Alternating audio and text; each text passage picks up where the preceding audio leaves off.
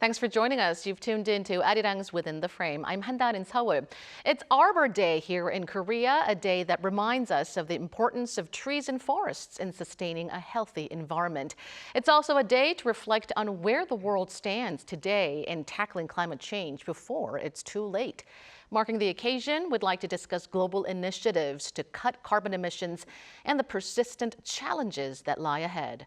For comprehensive analysis of the topic, we have Chung Suh-yong, professor at Korea University's Division of International Studies, joining us in the studio. Thank you for coming in. Thank you. And joining us via Zoom is Michael Grubb, professor of energy and climate change at University College London. Welcome to the program. Thank you. Good evening. Professor Chung, I want to start with you. Reducing carbon emissions has become a primary concern for many countries worldwide, especially with advanced countries toughening carbon-related regulations. Could you first give us an overview on some of those major regulations and also how Korean companies are coping with them? Right. We have been discussing about how to control the emissions at the international level by concluding treaties and others. In other words, multilateral instruments. However, because of the several reasons, then advanced economies started to regulate the emissions through their national and the bilateral instruments. Several good examples include the European Union's carbon border adjustment mechanism, in other words, the CBAM. In the United States IRA, somehow it looks like it's just providing subsidies, but it would create another barrier for the international companies to invest or to export their goods to the United States. And other advanced developing countries like India, which promotes the solar energy a lot, it has been very well known that actually their export-import control has been so strengthened. So no country can actually export solar-related products to India, only if they can invest inside India. So there are various types of the trade barriers to the international companies. So major companies in Korea are facing various challenges because whether or not we need to export those products or we need to plant and build the plants in those countries inside, or what are the global standards that they are so fragmented. So there are a lot of challenges that we have to tackle together. So it sounds like a lot of carbon-related regulations are now becoming trade barriers for South Korea, a country that's heavily dependent on exports. Certainly not an easy task for many South Korean companies. Now, Professor Grubb, Carbon Border Adjustment Mechanism, better known as CBAM, as our Professor Chung here just mentioned, is one good example of carbon regulations led by European countries. Could you explain to us how it works? Yes, so for almost 2 decades now, Europe has had this system internally of emissions trading, which effectively sets a cap on emissions by giving companies an allowance. Over the years, that's been tightened up, so the price of those emission allowances is higher, and originally companies got most of that allowance for free. Europe is now moving towards trying to decarbonize its industry and dealing with the concern that if the carbon costs are imposed too much on industry, then in effect, there's a risk they may be going abroad or source production from abroad more to try and escape the domestic environmental regulation. So the solution that Europe is adopting is called the CBAM, the Carbon Border Adjustment Mechanism, which aims to place the same charge on materials consumed in Europe wherever they were made, so that it doesn't change the balance between foreign and domestic production. So what that means in practice is that companies importing, say, steel into Europe would have to show where that steel came from and an estimate of how much emissions were incurred in making that steel, and they would then be expected or required to pay an equivalent amount to what a European producer would have to pay to meet its carbon regulations. It's currently in the pilot phase, which is focused on data. There are no charges as yet applied, because one of the big hurdles is establishing all of the data requirements to understand roughly how much carbon was emitted in making products produced abroad. But the intent is then the charging system will apply from 2027, so just a couple of years away. A lot of discussion in legal communities about trade issues. Some argue that is discriminatory. Others say it's just leveling the playing field between domestic and foreign production. Doesn't discriminate against any particular country or exporter, but says all producers should pay a similar carbon charge for the emissions incurred. So CBAM addresses concerns about carbon leakage and ensures that industries within the EU are not disadvantaged by stricter environmental regulations compared to their counterparts in other countries that have weaker climate policy. Now, staying with you, Professor Grubb, you've mentioned a bit about the massive data requirement to actually start implementing this, but what are some challenges and concerns associated with the implementation of CBAM? Well, I think there's quite a few challenges and concerns. Some of them are in the technical arena around how exactly do you define the emissions consumed, so involved in production. So, for example, quite a few major producers consume a lot of electricity. Electricity is made in different ways. Some of it from coal power plants with very high emissions, growing amounts from renewables. Do you count the average? Do you look at whether that company bought, where that electricity came from? Is physically sort of almost impossible to determine. It all gets pulled in the system. So there are a number of technical details that remain, I think, to be just resolved or just decisions to be made about how you account for some of those incidental emissions. Then I think you have a number of political or distributional concerns. So some developing countries are particularly anxious, complaining that, first of all, this is setting, it's an attempt, Europe claims, to set an equal bar. But the world is unequal. Europe has emitted more historically. The convention determines that there should be differentiated responsibilities. So there are some political concerns in developing countries that what on the surface looks like equal treatment isn't really or shouldn't be. But also developing countries often are more carbon intensive in the fuels. They develop less clean industry, less clean power production. They may have older or more inefficient equipment. So they would say their emissions really are higher, but that's kind of not really their fault, and they shouldn't be charged higher penalties or higher charges because of that. So Europe has unleashed quite a major international discussion about what is fair treatment when we have a global problem like this. But for the moment, the EU is very much standing its ground. Saying this is an entirely legitimate thing to do. It will proceed. Some developing countries with lower carbon economies are realizing they could actually benefit by exporting cleaner products. And so it does look like, for all of the complexities, this system is going to go ahead and will start charging in 2 years' time. So a wide range of challenges lie ahead for the CBAM system, which include accurate calculation of emissions, as well as some political concerns from the developing countries as well. Now, Professor Chung, South Korea maintains its NDC, or nationally determined contribution goal, of cutting emissions by 40% of 2018 levels, and this by 2030. But we got to admit, Korea being one of the most fossil fuel reliant economies, the country is struggling to achieve this goal. 2030 is only less than 7 years away. Do you think this is an unrealistic goal? Well, I think that it is still realistic depending on how you prepare for achieving that target.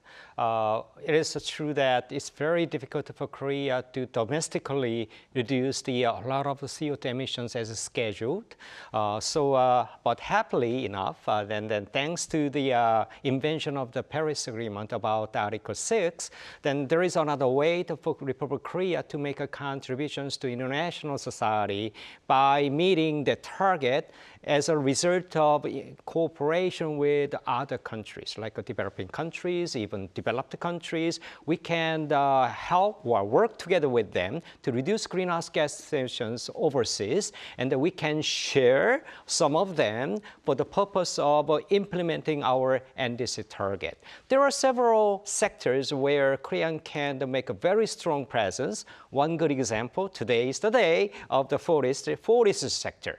Looking at Amazon and the Central Africa, these are the major areas where we can reduce greenhouse gas emissions a lot in a very cost-effective way in accordance with the UN rules to restore or prevent the cutting the trees in those areas. And then we can help the developing countries, and they can reduce greenhouse gas emissions. Some of them can be used for Korea to reduce greenhouse gas emissions by ourselves. In the end, what the Paris Agreement wants to do, reduce greenhouse gas emissions at the global level, not individually. So as a whole, there are plenty of rooms where we can achieve the target, even if it is very difficult to achieve. So it sounds like global cooperation with countries like the developing countries in particular will be the key for South Korea to achieve its NDC goals, as well as contribute more in global fight as a whole against climate change. Professor Grubb, Article 6 of the Paris Agreement allows internationally transferable mitigation outcomes, meaning countries can cut their greenhouse gas emissions by investing in projects that reduce emissions in other countries. Now, many advanced nations are actively utilizing the system, but some also criticize it's merely a convenient way to cut emissions by using developing countries as a tool. What's your take? Well, a few remarks on that. One is Article 6 of the Paris Agreement, which contains these flexibility or market mechanisms, was almost the only part of the agreement that wasn't confirmed in much more detail of the rules and regulations for implementing at the most recent COP. And that is precisely because it's both complex and contested.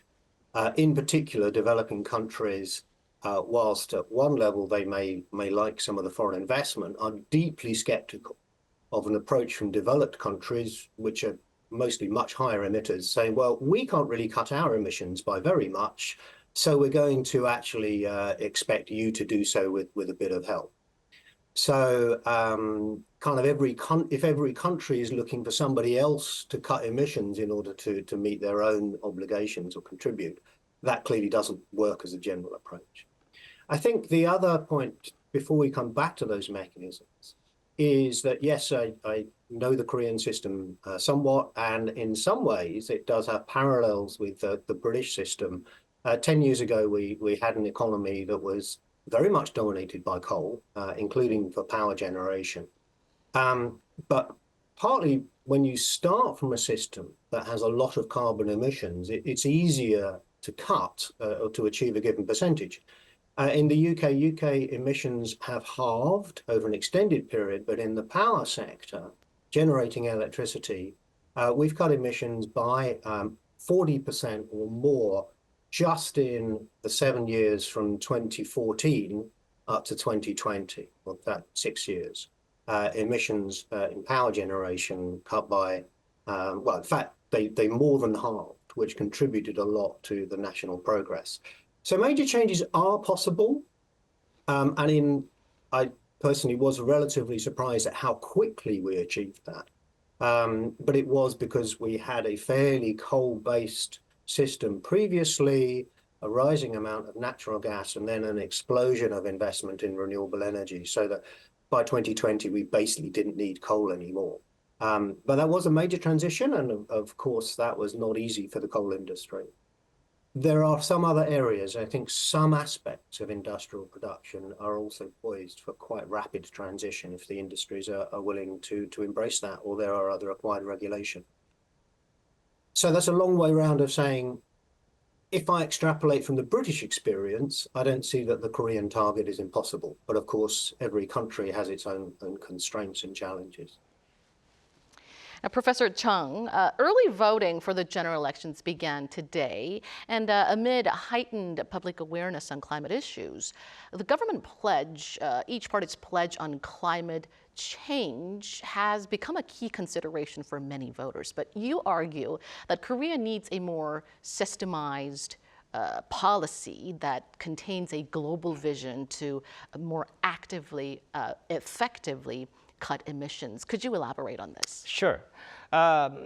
We are pretty much eager to reduce greenhouse gas emissions as much as we can, and that there is no difference between the Korea and then Professor Grubb's country, United Kingdom, and other developing countries. However, there are some different conditions that we have. First of all, Korean Peninsula is a small land size. We have a small land size, having a lot of populations. We don't produce the oil at all. And then it's just difficult for Korea to play in the same playing field with the United States and EU. There are differences. And then Korea grew its economy very fast, right? It has been sort of the symbol of the growth for developing countries now. How could we achieve that? Not boosting the domestic market only, but we targeted export goods and services. So Korea is a trading power. That's the way in which we have succeeded in our boosting the economy.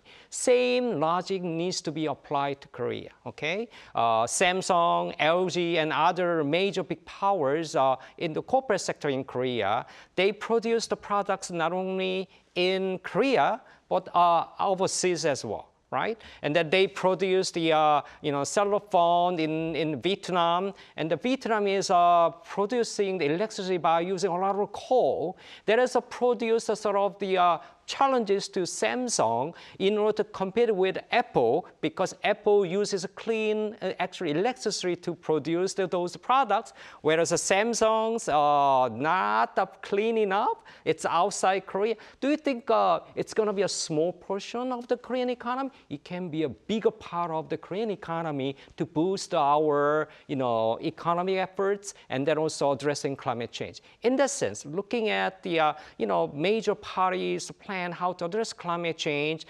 I understand that we are talking about the general election, we are talking about the voting districts. However, there are companies inside those voting districts which actually needs to go out that will help actually those people in those areas to find more jobs. So in that sense that having global vision as a trading power, that should be the starting point for Korea, how to address climate change not only domestically, but also internationally. Now, Professor Grubb, Russia's invasion of Ukraine has caused global anxiety over energy security, prompting many countries to replace fossil fuels with low or no carbon alternatives. And the UK is leading this trend, with its renewable energy hitting more than 40% of the country's electricity supply at one point. How was this possible? How was that possible?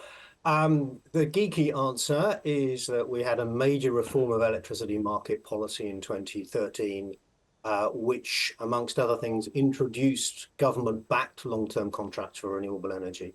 And we were all surprised by the degree of private sector response. Given the investment security, there was a huge ramp up of that industry. There was more R&D, there was learning by doing, there was scale economies, and the finance sector realized, hey, this stuff works, this will deliver, and it will deliver very profitably. So we had a rush of investment, particularly into offshore wind energy, was the big one, the biggest resource. Many other things went along with that, improvements in household efficiency and other regulations. But the centerpiece has been the discovery that actually there is a lot of energy and a lot of money to be made by a successful strategy to accelerate renewable energy investment. And I think my broader remark might be, I agree, it's a global, certainly an international problem. I think the big change that I've seen over the last decade is a shift in the narrative from the costs and the burden and who should bear that to being, we're kind of in an industrial race about the kind of technologies the world is going to need throughout this century. And the question is, which countries play what kind of roles and get what kind of benefits in those green supply chains? That's quite a major change of the whole framing on the issue of what we have to do to tackle climate change. Professor Chung, on the other hand, South Korea is much more vulnerable to energy security with the country's low rate of renewable energy. How do you assess the current level of South Korea's renewable energy development? And what are the main factors hampering quicker progress? First of all, I think we, all of us needs to understand what is the exact meaning of the energy security. What are you talking about? Just securing sufficient energy sources? Then to Mongolia, it should be the coal, right? They have plenty of coal. So currently, whenever we talk about energy security, we are supposed to talk about decarbonized energy-based security system. So that's what I want to stress first. Then we can talk about the renewables. Korea, government has been pretty much making its efforts, no matter whether we are talking about conservative or liberal, all of them I would say. And then they are saying, oh, you know, we have plans, but it's not that easy. With the reason that I already mentioned. Small size of the land, not strong winds, you know, compare the, you know, quality of the sunshine between that of the Saudi Arabia and the Republic of Korea, for instance, right? So it's not that easy. Per, you know, kilowatt per hour, you know, cost is much more expensive than possibly than other part of the world, only focusing on renewables. However, I think, and sometimes I talk to the government, we can achieve the renewables by 100%. It is possible. How? If we would become international. Thinking about the Gobi Desert, if we go there, currently potential amount of electric generation in Gobi Desert is more than the current total amount of electric generation by combined China, Korea, and Japan. So Korean companies can go to Gobi Desert, install the solar and wind power, and we build the super grid. We can achieve 100% renewables. Of course, political barriers are existing, but there is nothing that we can achieve great without tackling the big barriers, right? So in that sense, that depending on how we read and use the Paris Agreement system, actually there are ways. So renewables are a lot more domestically, very difficult. If we would become international, it would be more easier. That's my response. All right, we have a few more grounds to cover, but I'm afraid we've already run out of time. Thank you so much, Professor Chung and Professor Grubb, for your valuable insights tonight. Thank you very much. Thank you. And that brings us to the end of the show. Thank you for watching, and be sure to tune in same time next week. We'll see you then.